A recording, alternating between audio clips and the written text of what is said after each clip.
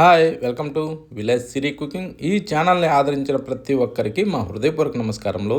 ఇవాళ చాలా మంచి రెసిపీతో మీ ముందుకు వచ్చాను. చాలా అంటే చాలా బాగుంది. మా ఇంట్లో ఎప్పుడు చేసినా చింతకాయలతో నిలవ పచ్చడి ఇలా చేస్తూ ఉండి చాలా బాగుంటుంది. కారకారంగా పుల్ల పుల్లంగా తింటుంటే యమా రుచిగా ఉంటుంది. మనం స్టోర్ చేసుకునే దాన్ని బట్టి చాలా ఎక్కువ కాలం కూడా నిలవ ఉంటుందండి.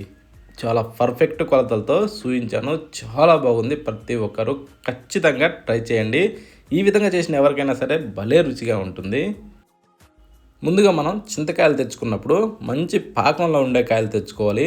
అంటే కొంచెం దోరగా పండుగా ఉండే కాయలు మాత్రం దీనికి పనికిరావండి. ఇలా గట్టిగా మంచి స్ట్రాంగ్గా ఉండాలి. వీటిని మనం ముందుగానే నీట్గా కడిగి పీసులన్నీ తీసేసి బాగా తుడిసి ఆరిన తర్వాత మాత్రమే ఉపయోగించాలండి. ఇప్పుడు పండు మిరపకాయలు ఇవి కూడా సేమ్ అలాగేనండి.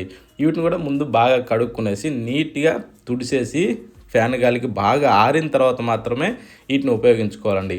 చింతకాయలు నేను అరకిలో తీసుకున్నాను. ఈ పండు మిరపకాయలు అయితే పావు కిలో తీసుకున్నాను. ఇప్పుడు వీటికి ఏంటంటే ఈ విధంగా మనం తొడియాలు వలిచి రెడీ చేసి పక్కన పెట్టుకోవాలండి. అచ్చం చింతకాయలతో పుల్లగా ఉంటుంది. ఇవి కూడా కలిపితే ఎలా ఉంటుంది, అలా ఉంటుంది. ఇప్పుడు రోలు సిద్ధం చేసి ఆ రోట్లో ఈ ముందుగా రెడీ చేసి పెట్టుకున్న ఈ చింతకాయల్ని అందులో కొద్దిగా వేసుకుంటూ దంచుకుందామండి. మామూలుగా పల్లెటూరులో ఏంటంటే పెద్ద పెద్ద రోళ్ళు ఉంటాయి, రోకళ్ళు ఉంటాయి కాబట్టి అక్కడ ఎక్కువ శాతం వేసుకొని దంచుకున్న ఇబ్బంది లేదండి. కాకపోతే ఈ సిటీలలో చిన్న చిన్న రోళ్ళు మన ఇళ్లలో పెట్టుకుంటాం కాబట్టి మనం ఈ విధంగా స్మూత్గా కొద్దిగా వేసుకుంటూ, కానీ దంచే ప్రాసెస్ మాత్రం ఒకటేనండి. ఇవి మాత్రం మెత్తగానే దంచుకోవాలి, ఓకేనా. కాకపోతే ఏంటంటే మన చింతకాయలని మాత్రం తీసుకునేటప్పుడు మంచి పొడిగా ఉండాలండి. బాగా ఆరిపోవాలి. కడిగి నీట్గా రెడీ చేసుకొని బాగా ఆరిన తర్వాత మాత్రమే వీటికి నిలవ పచ్చళ్ళకి యూజ్ చేసుకోవాలండి. అవి ఒక కాయలే కాదండి, మనం యూజ్ చేసే ప్రతి ఒక్కటి కూడా నెమ్మన్న మాటే ఉండకూడదండి. ఇప్పుడు రోలు కూడా నెమ్ము ఉండకూడదు, ఓకేనా. ఇప్పుడు ఒక 4 చెంచాలు రాళ్ళ ఉప్పు వేసుకొని, 1 చెంచా పసుపు వేసుకొని, 1 చెంచా మెంతులు కూడా వేసుకునేసి కాస్త అలా కలుపుకొని తిరగేసుకొని దీన్ని ఇప్పుడు బాగా దంచుకోవాలండి. ఇప్పుడు చూడండి, ఇలా దంచుతుంటే కలర్ ఎలా వస్తుంది, ఇలా పచ్చగా వస్తుందండి, ఓకేనా.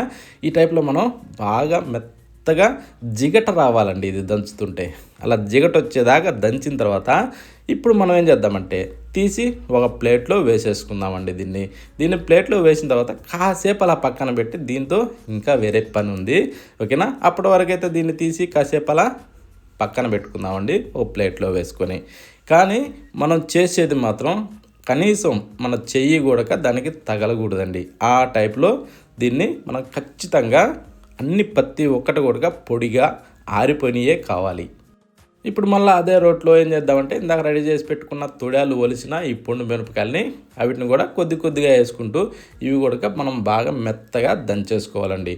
ఫస్ట్ వేసిన వాటిని కొంచెం అలా కచ్చాపచ్చా దంచిన తర్వాత మళ్ళీ కొరవి కూడా వేసుకునేసి ఈ టైప్లో దీనికి ఒక 2 చెంచాలు సాల్ట్ వేసుకుంటే సరిపోద్ది. ఇందాక చింతకాయలు దంచేటప్పుడు ఒక 4 స్పూన్ల వరకు రాళ్ళ ఉప్పు వేసాము. ఇప్పుడు దీంట్లో 2 స్పూన్లు సరిపోతుందండి, ఓకేనా. మళ్ళీ రుచి చూసుకొని వేసుకోవచ్చు. ఈ వెల్లుల్లి రెమ్మలను కూడా పీసులు తీసుకొని వేసి 1 స్పూను జీలకర్ర కూడా వేసుకొని ఈ విధంగా మనం తిరగేసుకుంటూ దీన్ని కూడా బాగా దంచుకోవాలండి. కానీ వెల్లుల్లి రెమ్మలు వేసేటప్పుడు పొట్టు తీసి వేసుకుంటే బాగుంటుందండి. కొంచెం గుజ్జులాగా తయారవుతే తినేటప్పుడు కూడా బాగుంటుంది, ఓకేనా. ఆ మీద ఉన్న ఆ తోలు తీసేసి ఇప్పుడు ఈ విధంగా కచ్చపచ్చగా అయిన తర్వాత ఇప్పుడు మనం ఇందాక దంచిపెట్టిన చింతకాయ పేస్ట్ని ఇందులో వేసేసుకుందామండి.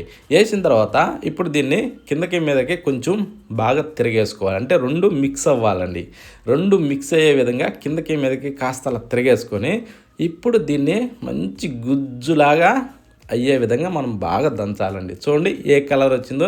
ఈ పండు మిరపకాయ చింతకాయ ఈ 2 కలిసి ఈ విధంగా దంచినప్పుడు బాగా మెత్తగా అవుతాయండి.